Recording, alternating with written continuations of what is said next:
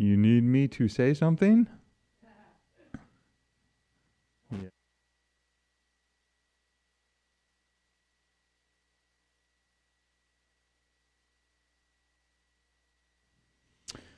Well, hello, everyone. My name is Steve Moak. I am the unlicensed counselor, and as always, so grateful to be here. It is an absolute stunner of a day out here in Scottsdale, Arizona.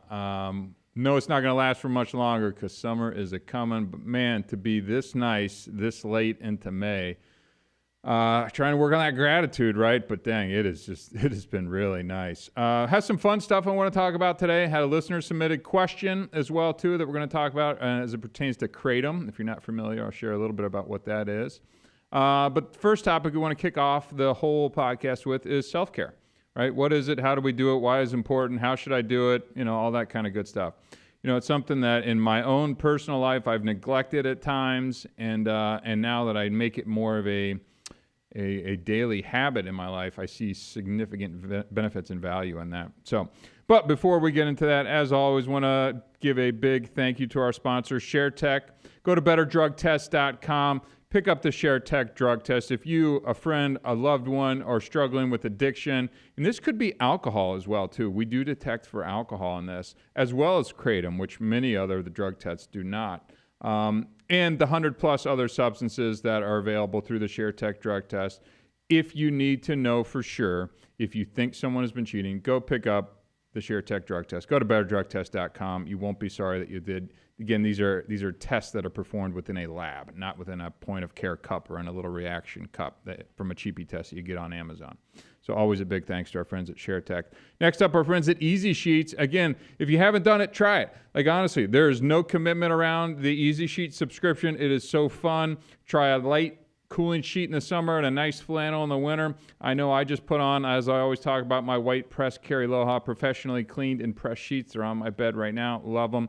Wouldn't change them for anything. I'm a big fan of the bamboo. Go to easysheets.club. Start your subscription today. Try it for a month or two, and if you don't like it, great. Or try it for a month or two. Find which ones you like and then go purchase them.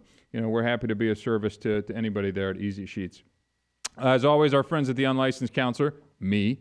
You want to book some more time, like what you hear, like what you don't hear, or just want to talk a little bit deeper, go ahead, go to theunlicensedcounselor.com. Always happy to spend a little extra time meeting with them folks. And then again, our friends at Stitch Fix, I'm waiting for you to come through one of these days, all right? Send a new box instead of me having to pay for it. But that's all I got for our sponsors. Just appreciate them continuing to support us as we're getting through this. We are getting some numbers here. Let's not go crazy in terms of number of listeners and downloads and things like that, but just a big thanks to everybody who has tuned in and has provided feedback. Friends, family, loved ones, people I don't know. That's always interesting when you start to get some of the feedback coming in from someone in Pennsylvania that you've never met. Really appreciate the feedback. We just crossed 1,000 followers on Instagram. So we've only been doing this a couple months, and to have 1,000 folks who are interested in what's being said here at the Unlicensed Counselor Podcast, what I'm talking about, the points of view and opinions I have. Pretty neat. Really working on ramping up some more of that content. So you're going to see clips from this show, sound bites, posts, different things like that. So if you get a chance, like, review, subscribe, tell a friend, right? It costs you nothing. It's easy to do. Really helps us out. So continue to do what you're doing. But a big thanks to everybody who's kind of started out on this journey for us. Okay. All the fun stuff out of the way. Didn't even take more than 3 minutes, as the clock says in front of me today. So as I'm sitting here doing show prep over the last week, I mean, we wrapped last week's show, and I'm like, okay, what are we going to talk about? Like, I don't even waste any time. I try and dive right into what are things that are important, and then I really start to pay attention around what's going on in my life, what's going on in kind of the zeitgeist, the things that are kind of floating around, what's going on in the news, what's going on in social media, what's trending topics. Like, I just try and get a pulse of kind of what is going on in the world, and something in kind of what directs what I feel like I want to talk about is something I'm passionate about, because I think it's really boring if people get in here and force a topic that, you know, you may not be interested in, not relevant, not pertain, you know, all that kind of stuff. And obviously things that I get fired up about, I tend to come across a little bit more passionately. Some may say too much, but I don't really care. It's my show. I get to do that. But the importance of self-care, right? So as I started off the show saying, what is self-care, right? It's two words, but a lot of people interpret that a lot of different ways. But I have found significant value, and as I spent the last week kind of noodling over the variety of topics that I wanted to try and address, I kept coming back to self-care because it's a practice that I have completely not practiced in my life, and I know exactly what that life looked like when there was absolutely zero or next to no self-care being practiced.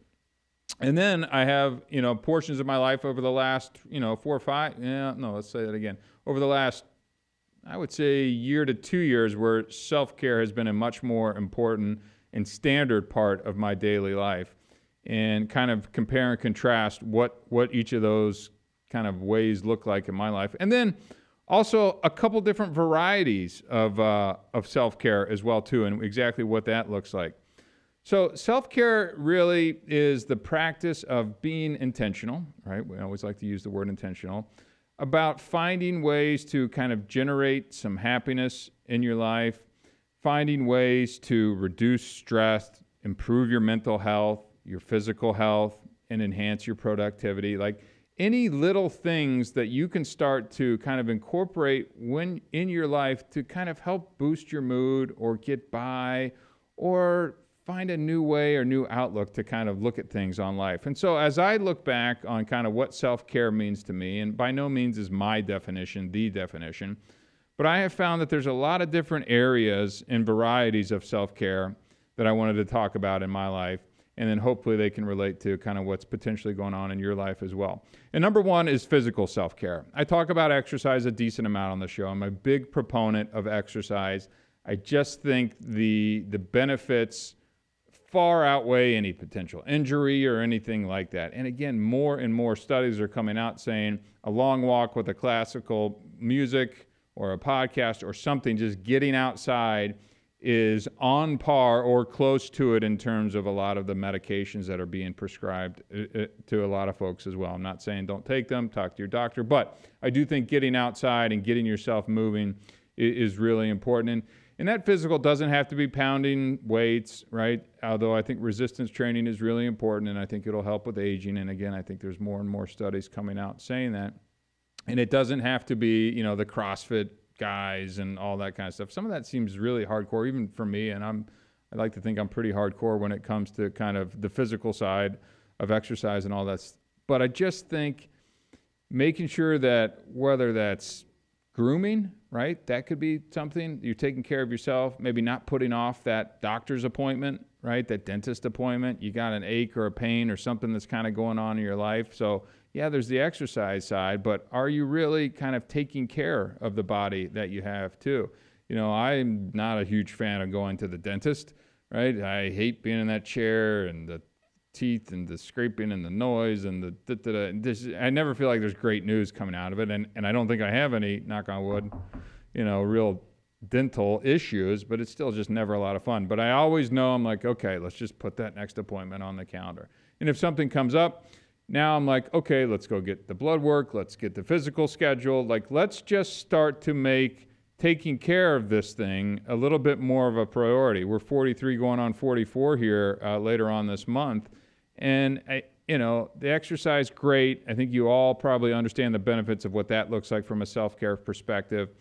But let's also make sure we're addressing just kind of the stuff that we need to be doing, the doctor, the health, the vitamins, the eating, all of that kind of thing as well, too. I think it's really important and kind of gets overlooked for some of the other self-care stuff. Look, I'm a huge fan of getting a massage, right, and spa days and all that type of stuff. Self-care can be that as an indulgence. By all means, do it if you can, but it doesn't have to. It doesn't have to cost you any money. But if you can do those things and they help with your emotional well-being or your physical care, do it. Go out and do it. Big fan of Thai massage. You do that where they just kind of walk on you and stretch you and give you a massage at the same time. If you haven't done it, do it. I won't go back to just the regular one anymore. But whatever it is that gets you moving in that direction, I encourage you to start to take action and try and make the physical self-care, both from an exercise perspective as well as kind of the health and well-being, going to the doctor, not putting off those appointments. If you see something going on, a mole, a skin, a color, or something, go get it checked out, right? I think that's an important part of this. Number 2 on the list is emotional self-care, right? And the emotional well-being by being engaging in activities such as journaling, practicing self-compassion, seeking support from friends or a therapist. Obviously, being the host of the Unlicensed Counselor podcast, I'm a big fan of counseling. We've talked about that time and time again. And getting in to talk to someone about what it is, whether it's me or someone else, I don't really care. As long as you're kind of communicating with someone. And again, I've said this in the past, I wish more people didn't treat therapy as like the life preserver, that gets thrown out into the ocean, meaning you got a crisis and now you need a lifeline to kind of climb back into the boat. If we could take a more proactive approach to counseling, right? If things are going all right in your life, or maybe even, dare I say, good, right? That you could actually be meeting with someone and kind of going over and sharing what's going on, why it's going good, why my positive mental outlook is kind of like this, and why, and maybe they can start to piece together some things that can help you to continue that to go on. Or maybe when you dip, because there will always be dips, right, that you'll be able to recognize maybe some of the patterns or thinking or behaviors that you're doing into why you're maybe slipping into more onto the negative side of this. So, the emotional self-care, I think, is a really important part. This mentions, and as I was kind of reading up on this, it mentions journaling as well, too. Believe it or not, I've kept a journal my entire life. It's not something a lot of us guys kind of get out here and talk about doing.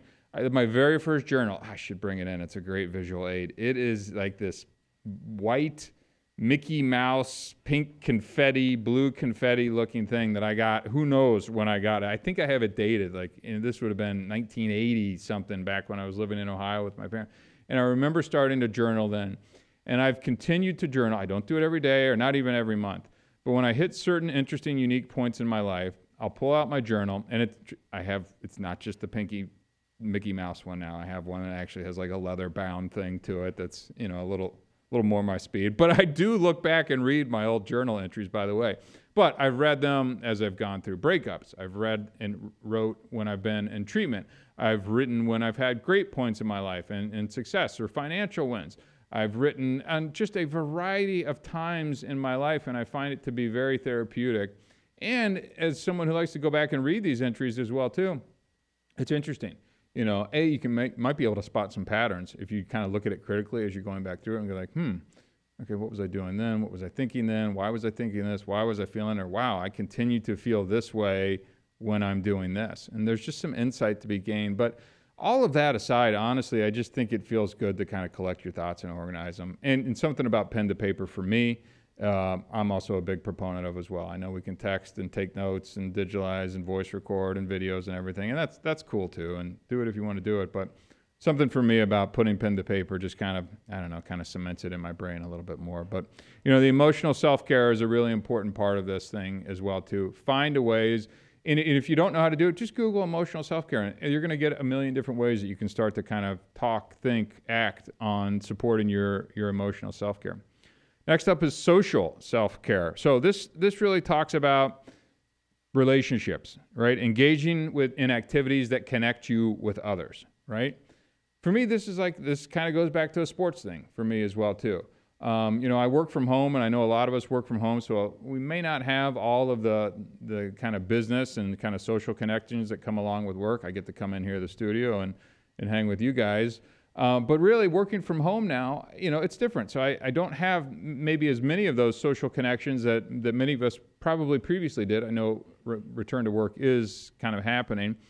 But for me, it's being on a team, a sports team. Look, again, it's my City of Scottsdale rec team. We're a scrappy kind of old guy-ish basketball team, but it's a lot of fun. We get together. It's a little sense of fun. We play twice a week for a couple months out of the year, and it kind of brings you together, gets the competitive thing going, and it's just a great little social network. I would also consider the same thing at my gym. I got a great group of guys that I play basketball with. And by the way, those are young and old. And there's a couple females that play with us as well, too. But you get high school kids, you get early 20s, 30s, 40s, 50s, and, even occasionally a little bit older who are running there as well. But really, even the community within the gym and just the friendships, the shared interest around healthy living, exercise, activity, I mean, there's pickleball, there's, squash, there's weightlifting, there's yoga. Got my yoga mention in, right? It's really important for us to kind of have those things. And I think it's really easy, whether you're married or in a long-term relationship, to kind of just look at your partner as a lot of kind of your social supports, when really, and I can speak from experience, we, ex-wife and I, should have had more outside, external kind of social circles that we were running in as well. It was always kids, practice, us trying to plan a trip, never really coming together. It's just making the time for those things. But I think it's really important to have external social circles, not just kind of those ones within your family. And I think it's also important if you can make new friends too. I mean, look, as a guy, I think traditionally we don't usually make, air quotes, boom, got that one in the podcast bingo as well too. Make a lot of new friends as we get older, but I think it's important to. And again, I look at this, back to my gym is where I spend a lot of my time getting to know folks, not just on like the lifting and back, like in the yoga world, and how that can translate to people wanting to do, dinners or coffees or happy hours and stuff. I don't drink, but I'm still allowed to go to happy hour and kind of hang out and chit chat and meet new people. But again, just getting involved in things. This could be a church, this could be a support group, this could be a book club, whatever it is. I think it's important to kind of get out there and making sure that you're staying connected to a lot of these social supports and kind of having those available, because you never know when you may need to lean on them as well too, right? And you don't want to have to try and go build them when you want to lean on them, right? It's better to have those in place, and things, you get to a tough point in life and you've got somebody to kind of fall back on or share or kind of talk about what's going on. Which leads me into the next point, spiritual self-care. Connecting to something greater than yourself, right? That sounds very AA as I sit here and say that. That's kind of one of the things that they do, because we have so many people walk into the rooms and are like, it says God, those 3 letters, I can't have anything to do with this. I'm not this, that, and the other. It's like, okay, yeah, got it.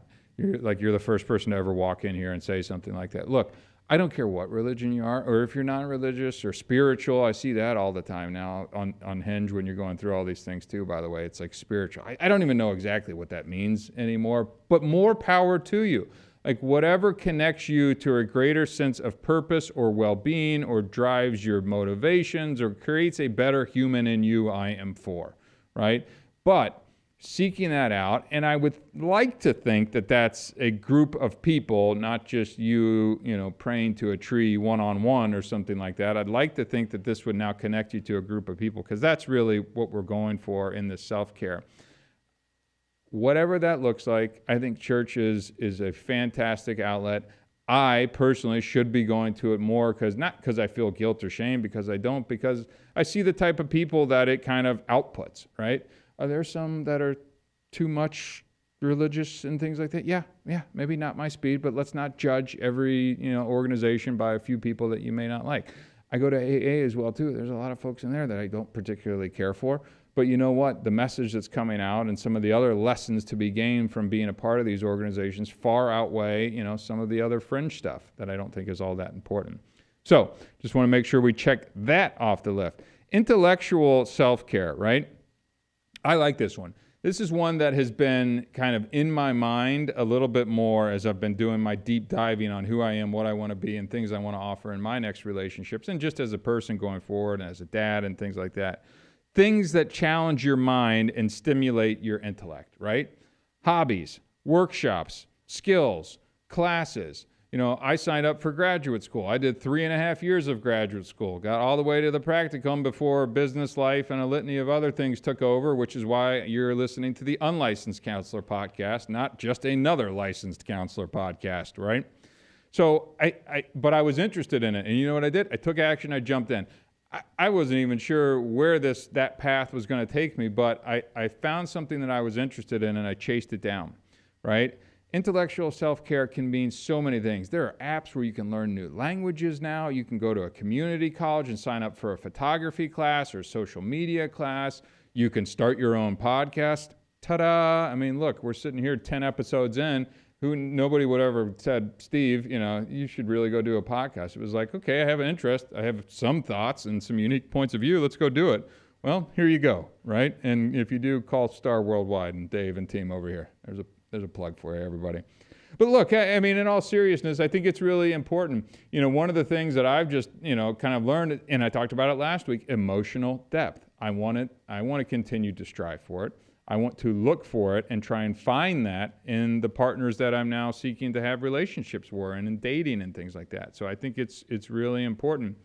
What was it? I was just talking to a girlfriend of mine, because you hear these love languages. Lots of people talk about their love language. And she said to me, she's like, my love language is mental stimulation. I was like, ooh, damn, that's good. Like, I like that. And I told her I'm going to steal it and say it on here. So there you go.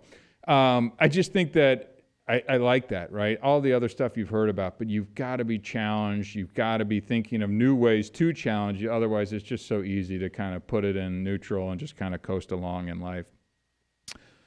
This one's this interesting kind of thought that as I was show prepping for, sensory self-care. So things that stimulate your senses. And I actually had a great example of one that I have found that I would have never thought that I would have been interested in any way, shape, or form. And yes, there's yoga, and I'm, obviously I talk about it probably too often, but I'm a big fan of it. But there's, these kind of sound healing kind of classes that you can attend, right? Where they have the bowls and kind of the wand that they kind of put out those vibrations and the sound. I think that they are really cool. Like, I'm not trying to get too woo-woo on everybody here, but I have really found it just as a way. I'm not going to try and sit here and talk about vibration and connection and all that type of stuff. I don't get that heady into all of it, but what I do find is when I lay down on a little mat and that's happening, I find some relief, I find some calm, I find kind of just it's a sensation of what's happening and being present in the moment to be really relaxing for me as someone who goes. And when I go, I like to go and I charge hard. And that really kind of shifts it into another place for me. And I've really found that to be interesting. So sensory self-care could be a warm bath, could be lighting candles, could be just a long hot shower. I don't know what it is. And maybe it's a walk in the cold. I don't know. But I thought it was a really interesting concept as, again, I was kind of prepping for this. And I was like, oh, you know what that reminds me of is kind of those sound sessions that I've been to in the past. If you haven't tried it, check it out, Google it. I'm sure there's something around in your town to go try it, but it's really kind of neat and interesting. And again, I chuckle because I'm like, 10 years ago, if you would have said, Steve, you'd be sitting on a podcast talking about how much you like yoga and these sound things, I would